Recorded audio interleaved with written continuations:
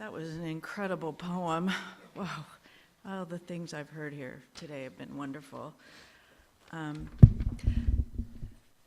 Curious, charming, fearless, challenging, obstinate, passionate, kind, gentle, funny, and brilliant.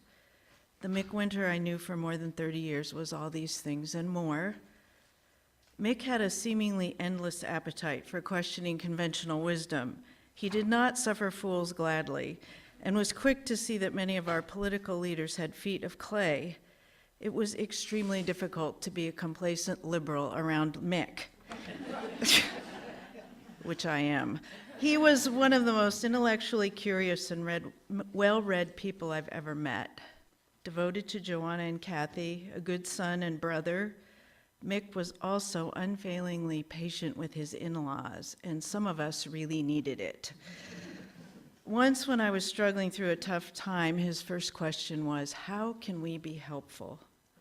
I'm hearing from his friends around the world that this was an offer he made to many, and from you too. When Kathy's brother died and my kids lost their dad, he made a special effort to be there for us. I admired him, but we didn't always agree.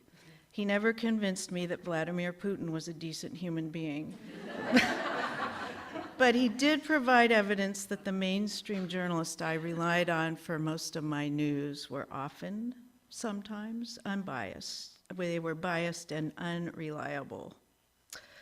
And yes, the New York Times sometimes gets it really wrong.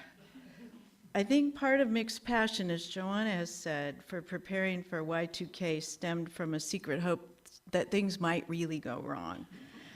If public institutions and services failed, we might have the opportunity to rebuild society from the ground up. We'd be forced to work together, to collaborate, cooperate, to achieve a common goal, a better world. Although he was a realist and he could be very cynical, Mick was an idealist at heart. And finally, I will always remember Mick as the person who gave me the single most compelling reason ever for owning a pet.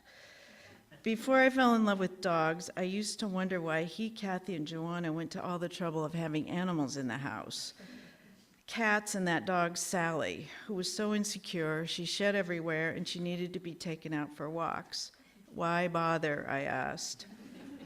Because I think it makes us better people, he said. Thank you, Mick, for helping us all become better people.